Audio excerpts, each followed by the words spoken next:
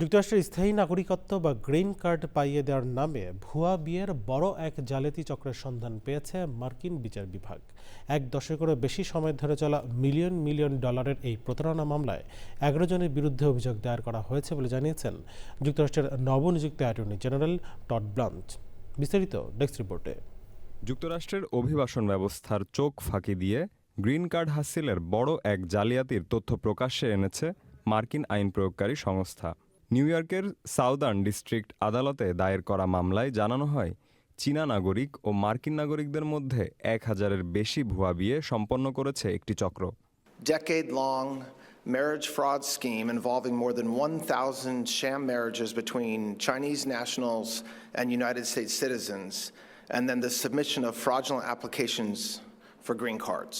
সংবাদ সম্মেলনে মার্কিন বিচার বিভাগ জানায়, নাগরিকত্ব পাওয়ার আশায় প্রতি গ্রিন কার্ডের জন্য সর্বোচ্চ $1,00,000 পর্যন্ত গুনতে হতো বিদেশি নাগরিকদের।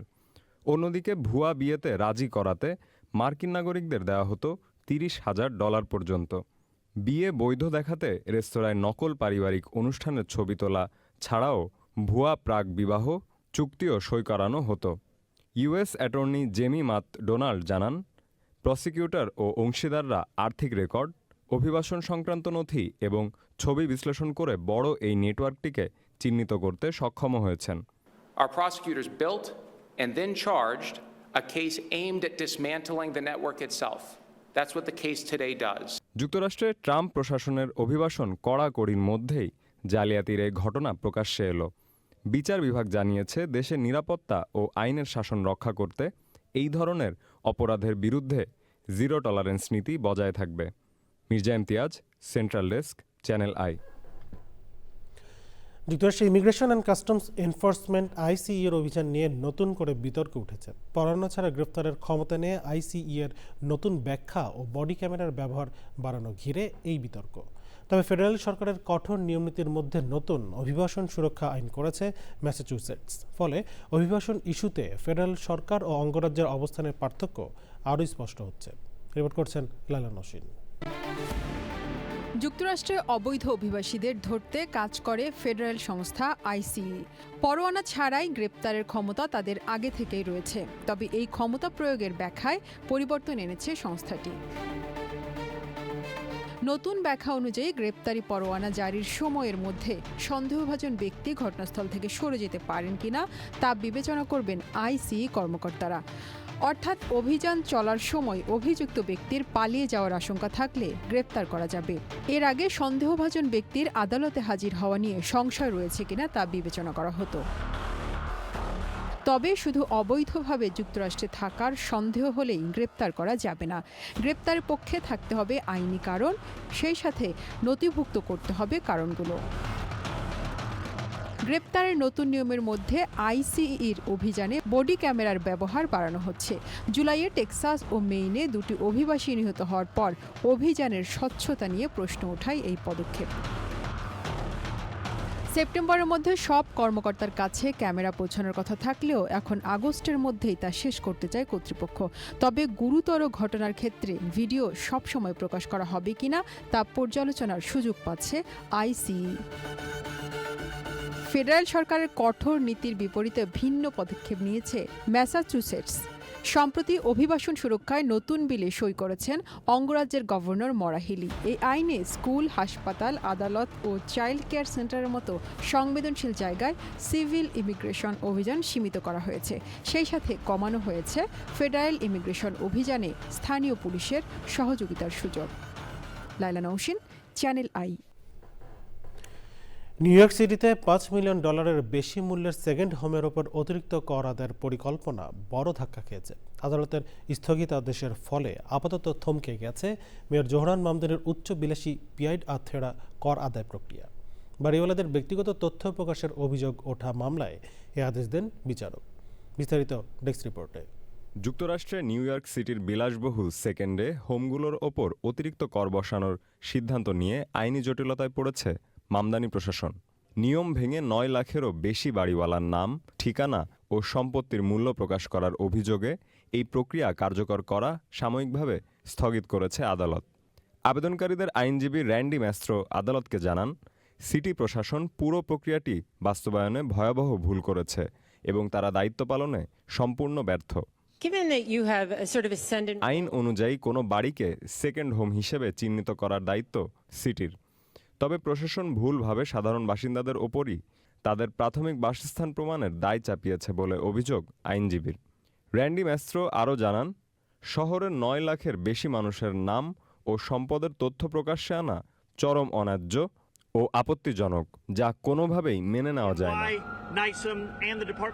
তবে সিটি প্রশাসনের দাবি, রাজস্ব আদায়ের এই প্রক্রিয়ায় আইন মেনেই কাজ করা হচ্ছে।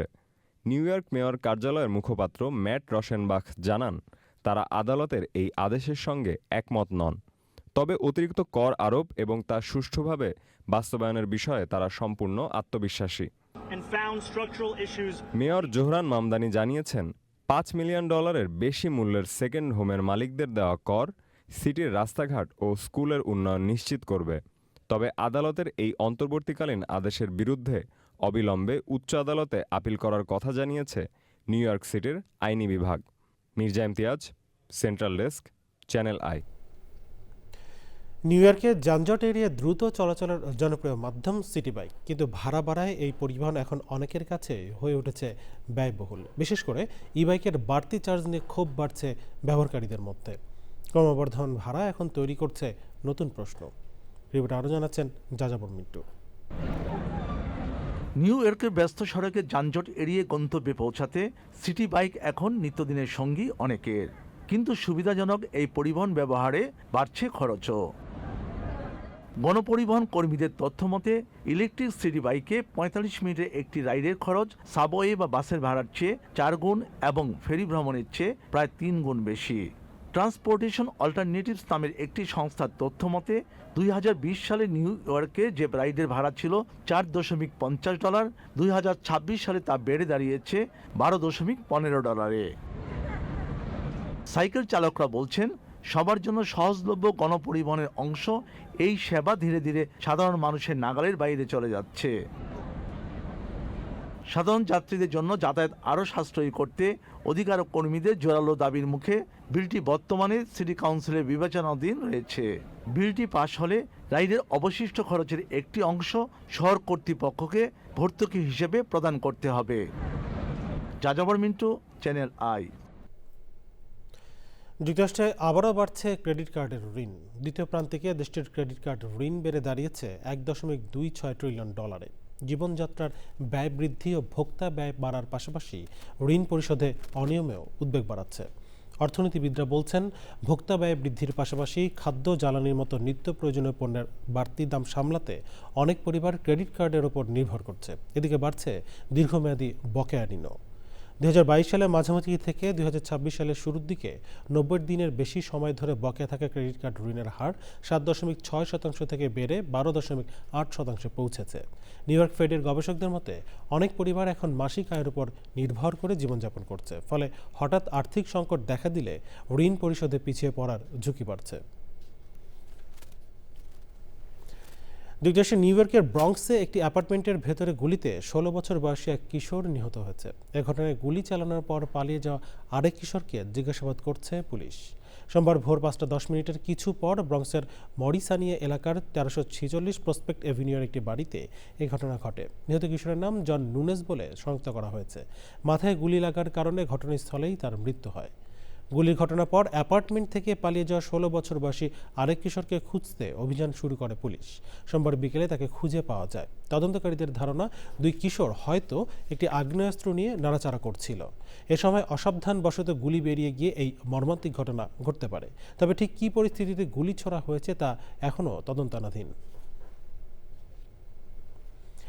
নিউ ইয়র্কে ডমিনিকান আমেরিকান সম্প্রদায়ের ঐতিহ্য সংস্কৃতি উদযাপনে বিশেষ সংবর্ধনার আয়োজন করেন city mayor Zohran Mamdani. Gracie ম্যানশনে অনুষ্ঠিত আয়োজনে তুলে ধরা হয় নিউ ইয়র্কের সাংস্কৃতিক বৈচিত্র্য ও শহরে ডমিনিকান সম্প্রদায়ের অবদান। ডমিনিকান সংস্কৃতি ও ঐতিহ্যের পাশাপাশি নিউ ইয়র্কের সামাজিক ও অর্থনৈতিক জীবনে এ সম্প্রদায়ের ভূমিকার কথাও উঠে আসে অনুষ্ঠানে। সাম্প্রতিক সময়ে নিউ ইয়র্কের লাতিনো সম্প্রদায়ের সঙ্গে সম্পর্ক জোরদারে গুরুত্ব দিচ্ছেন মেয়র মামদানি। বিশেষ করে ডমিনিকান জনগোষ্ঠী নিউ ইয়র্কের রাজনীতি ও নগর জীবনে গুরুত্বপূর্ণ একটি শক্তি হিসেবে পরিচিত।